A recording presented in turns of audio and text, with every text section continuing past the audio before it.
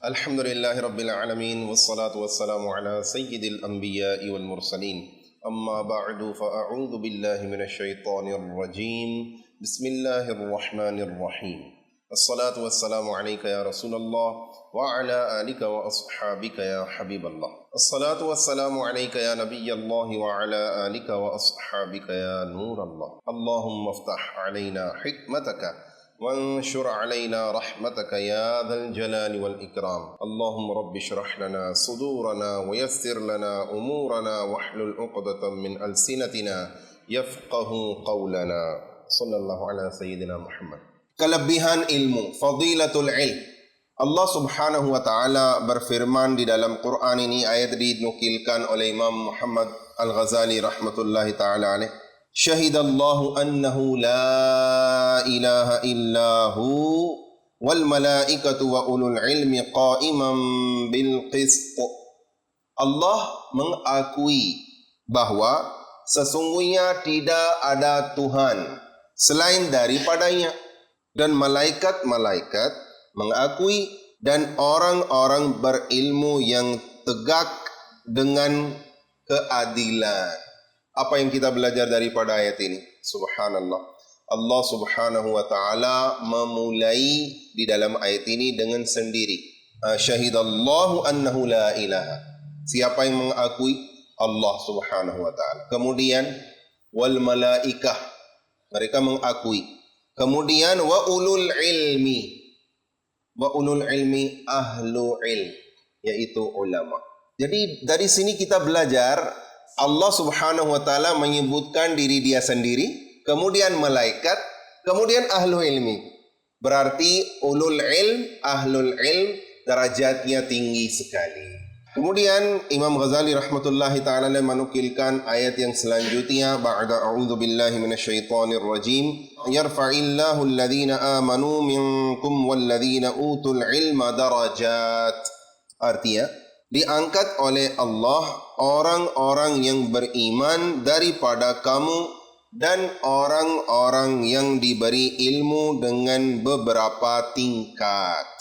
Jadi subhanallah, Allah Subhanahu wa taala menaikkan derajat orang iman dan orang-orang yang diberi ilmu. Jika kita belajar ilmu agama dengan ikhlas karena Allah Subhanahu wa taala, Allah akan menaikkan derajat kita.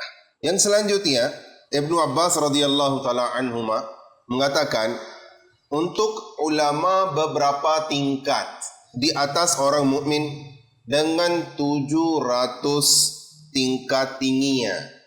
700. Tahu apa jaraknya di antara satu tingkat sama tingkat yang kedua? Allah. Antara dua tingkat itu jaraknya sampai 500 tahun perjalanan. Allah.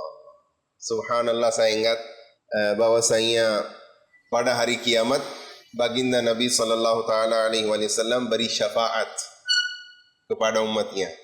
Dan baginda Nabi sallallahu alaihi wasallam menghentikan ulama umatnya. Biar bantulah aku untuk beri syafaat kepada orang yang berdosa dari umatku. Jadi ulama dengan berkah Rasulullah sallallahu alaihi wasallam memberi syafaat kepada orang-orang berdosa. Beliau menukilkan ayat lagi tentang ilmu. Allah Subhanahu wa taala berfirman, ba'da a'udzu billahi minasyaitonir rajim, qul hal yastawil ladzina ya'lamuna wal ladzina la ya'lamun? Katakanlah, adakah sama antara orang-orang yang berilmu dan orang-orang yang tidak berilmu? Berarti ada perbedaan tinggi. Tidak sama orang yang jahil, yang tidak punya ilmu, dan orang yang punya ilmu. Mereka jauh sekali. Tidak sama. Kemudian beliau menukilkan ayat lagi, innama yakhsyallaha min ibadihil ulama. Sesungguhnya yang takut akan Allah daripada hambanya ialah ulama, yaitu ahli ilmu. Imam Ghazali rahmatullahi ta'ala menukilkan ayat-ayat, kemudian hadis-hadis tentang fadilah ilmu. Itu caranya bagus. Jadi apabila kita menyampaikan tausiah, Jika ada ayat Quran itu terlebih dahulu, kemudian hadis, kemudian kisah. Jadi Imam Ghazali rahmatullahi ta'ala menukilkan ayat lagi, Qul kafa billahi syahidan baini wa bainakum wa man indahu ilmul kitab. Ar-Ra'd. Katakanlah, cukuplah Allah menjadi saksi antara aku dan kamu dan orang-orang yang padanya ada pengetahuan tentang Al-Quran. Pada ayat yang lain, qala alladhi 'indahu 'ilmun minal kitabi ana atika bihi. Berkatalah orang yang mempunyai pengetahuan tentang kitab, aku sanggup membawanya kepada engkau. Pernah mendengar kisah Nabi Sulaiman alaihissalam, ratu dari negara Sabah. Dia berada jauh sekali dan Sulaiman alaihissalam sudah diberitahukan oleh burung bahwasanya keadaan Ratu Bilqis seperti ini. Sulaiman alaihissalam beliau ingin dibawakan singgasana ke sini, padahal itu jauh sekali. Truk tidak ada, kereta api tidak ada, dan pesawat tidak ada. Beca pun tidak ada. Jadi bagaimana dibawakan? Wali min awliyaillah, perwakilan atau naib wazir Asif bin Barkhiyah rahmatullahi alaih. Beliau wali min awliyaillah. Beliau katakan, jika anda berkedip, singgasana sudah sampai. Seperti ini saya ingin. Asif bin Barkhiyah rahmatullahi ta'ala. Kita sekarang mendengar ayat ini. Qala alladhi 'indahu 'ilmun minal kitabi ana atika bihi. Tentang ayat ini kita mendengar, belajar. Jadi beliau sudah membawa berkedip, sudah sampai cepat sekali, padahal itu jauh sekali. Sulaiman alaihissalam mengatakan apa? Karena nabi-nabi mereka ma'asum, mereka dijaga oleh Allah daripada dosanya, sombongan dan yang lain sebagainya. Beliau kata, hadza min fadli rabbi. Hendaklah kita juga, jika ada kelebihan di antara kita, di dalam kita, hendaklah kita katakan, hadza min fadli rabbi. Ini daripada karunia Rabbku, bukan dari diri saya sendiri. Ini yang kita belajar. Kemudian tentang ayat ini bagaimana? Beliau punya ilmu. Dengarlah sekali lagi. Qala alladhi 'indahu ilm. Siapa yang katakan yang punya ilmu? Yaitu Asif bin Barkhiyah. Ini bukan sihir. Ini ilmu. Ada ilmu khusus untuk membawa singgasana atau suatu pun dari negara yang lain ke sini. Saudara-saudaraku tercinta, kita hanya belajar ilmu nahu, ilmu saraf. Kita belajar fiqih, usul fiqih, tafsir, hadis yang terkenal. Balaghah, bahasa Arab, mantiq, dan yang lain sebagainya sedikit lagi. Tapi ilmu itu banyak sekali di dunia ini. Kita hanya di dalam circle tertentu. Kita tidak keluar dari circle ini. Sebagian orang punya ilmu, mereka melihat wajah, langsung mereka tahu ini orang dari mana. Sebagian orang hanya melihat kakinya, mereka kata ini orang dari sana. Imam Ahmad Ridha Khan rahmatullahi ta'ala mursyid kita yang keempat. Beliau waktu siang hari membenarkan jam dengan melihat matahari. Dan waktu malam bagaimana? Membenarkan jam dengan lihat bulan dan bintang. Bila ditanyakan, diperlihatkan apakah benar? Akurat, pas. Ilmu ini bukan sihir. Bukan sihir. Jadi waktunya dengan bulan, dengan matahari susah sekali. Ilmu Jafar ada beda. Ilmu Falkiyat beda. Ilmu Al-A'dad juga beda. Dan saya kemarin juga sampaikan, negara Yunani dulu ada ilmunya tinggi sekali. Allah. Ada cerita. Jika saya baca-baca ayat-ayat dan hadis saja mungkin bosan. Biar kita mendengar kisah. Jadi Allah Subhanahu wa taala mengirimkan malaikat Jibril kepada salah satu orang yang ada di padang pasir. Tanyalah dia, di mana malaikat Jibril sekarang? Posisinya di mana? Itu ilmu ghaib. Siapa yang tahu di mana malaikat Jibril? Malaikat Jibril alaihissalatu wassalam berbentuk apa? Manusia. dan datang kepada orang itu. Assalamualaikum. Waalaikumsalam. Saya ingin bertanya, boleh saya tahu di mana sekarang, karena Anda punya ilmu, boleh saya tahu di mana sekarang malaikat Jibril? Dia katakan, oke sebentar. Dia di atas padang pasir, dia menghisapkan. Seperti matematika. Menghisapkan. Jibril alaihissalam menunggu. Kemudian setelah selesai katakan, tidak ada di langit. Kemudian menghisapkan, hisap. Tidak ada di udara juga. Berarti yang ketiga apa? Bumi. Jadi beliau ada di bumi. Baik. Oke. Jadi sekarang di mana? Bumi besar sekali, luas sekali. Dia hisapkan lagi. Hisap. Kemudian setelah sebentar katakan, Jibril, saya atau kamu? Saya tidak. Berarti Anda Jibril. Ini ilmu. Jadi ilmu itu luas sekali. Itu seperti laut, tidak ada pinggirnya. Jadi jangan hanya tafsir, hadis, fikih, usul fikih, nahu, saraf. Jika Anda ingin, pintu-pintu akan dibuka oleh Allah Subhanahu wa taala. Ada ilmu-ilmu banyak. Imam Ahmad Ridha Khan rahmatullahi taala alaih, beliau punya 55 ilmu. Saya ingat salah satu ilmu belajar dengan lihat. Suatu kali surat-surat yang dikirimkan oleh pecinta muridnya dari negara yang lain, dari provinsi yang lain, kota yang lain, ingin bertanya fatwa-fatwa masalah fikih. Sering-sering beliau dikatakan, dilakapkan hafiz. Padahal beliau belum hafiz, beliau bingung. Jadi apakah ini cocok? Murid-murid saya katakan hafiz, tapi saya belum hafiz. Dan saya menjelaskan kepada siapa-siapa. Saya belum hafiz, saya tidak hafiz. Beliau memutuskan bahwa saya akan menghafal Quran. Umurnya sudah tua. Beliau memikirkan kapan saya menghafal Quran.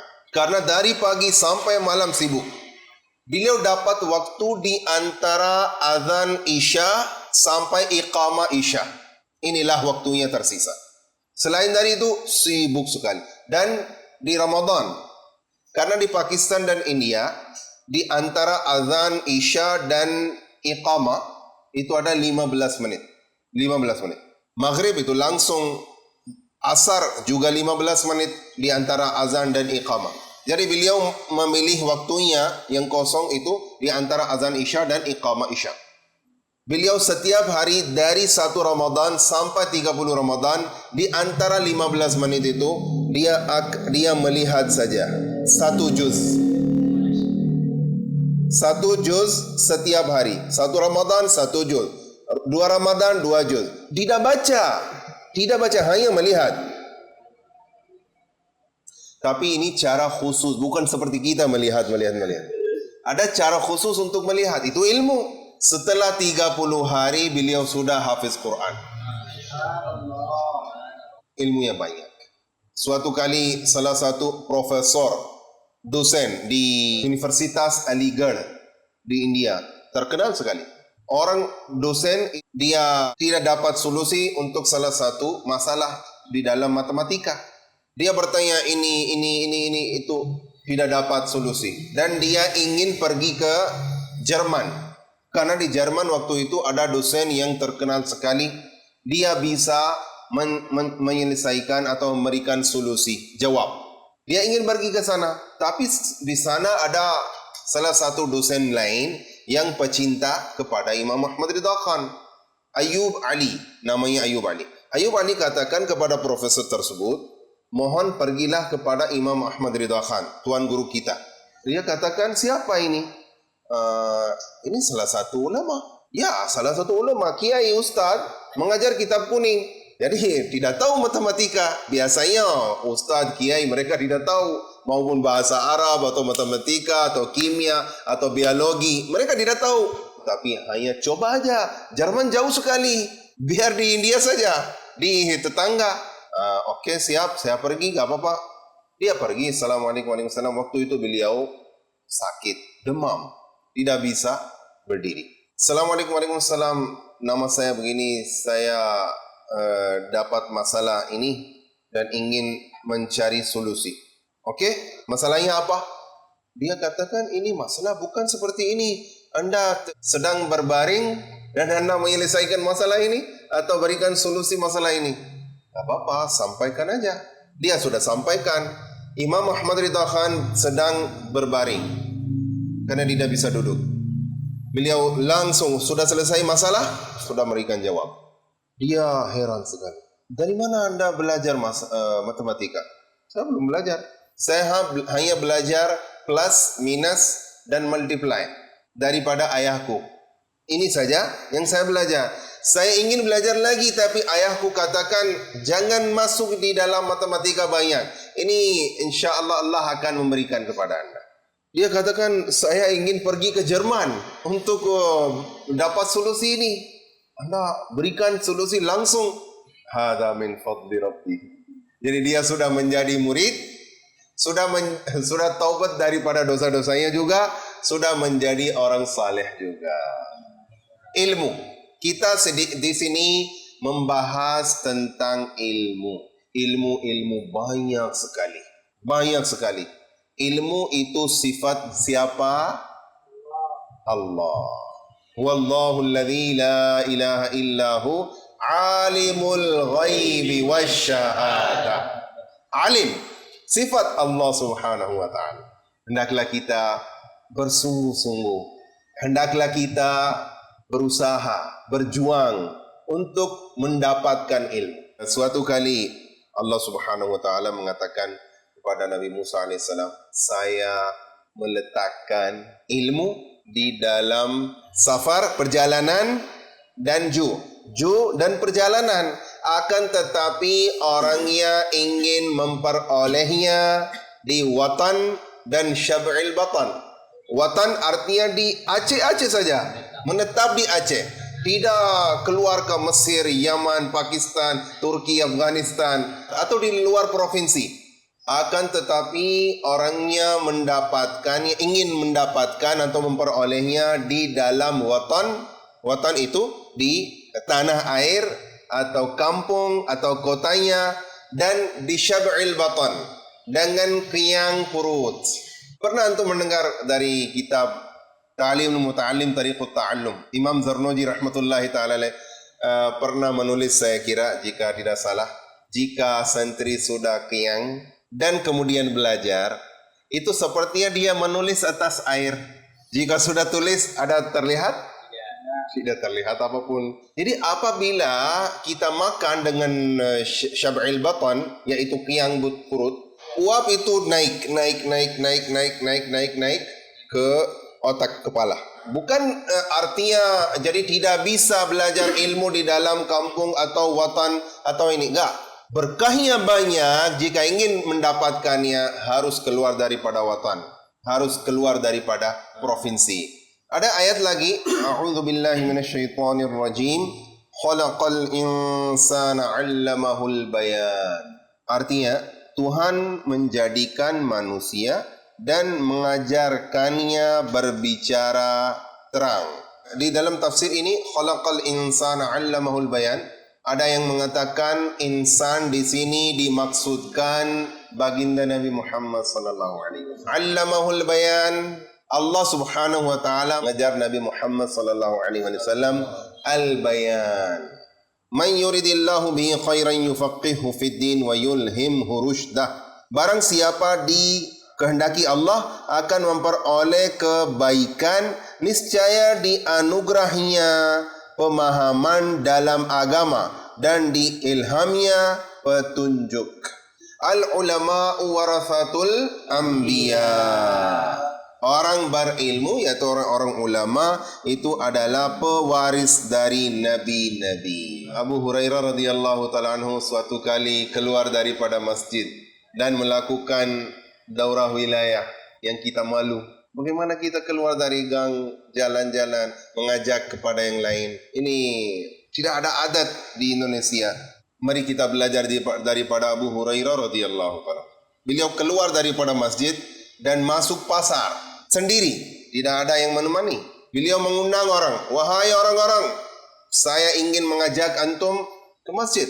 Antum di sini sibuk untuk jual beli, padahal warisan baginda Nabi SAW dibagikan di dalam masjid. Beliau mengajak mereka. Orang-orang lari-lari ke masjid. Mereka mengira yang lain. Jadi mereka masuk untuk sebentar. Setelah itu keluar. Datang kepada Abu Hurairah radhiyallahu ta'ala. Apa ini? Tidak ada dibagikan waris Nabi. Tidak ada emas, tidak ada perak, tidak ada uang, tidak ada ini. Jadi apa yang kamu melihat? Oh, kami melihat salah satu halaqah kelompok. Mereka belajar ilmu, mengajar ilmu. Inilah kewarisan baginda Nabi SAW. Karena Nabi tidak meninggalkan emas dan perak. Mereka meninggalkan ilmu yang dibagikan. Itu warasatul anbiya. Yastaghfiru lil alimi ma fis samawati wal ard. Nabi SAW bersabda, isi langit dan isi bumi meminta ampun untuk orang yang berilmu. Ma fis samawat,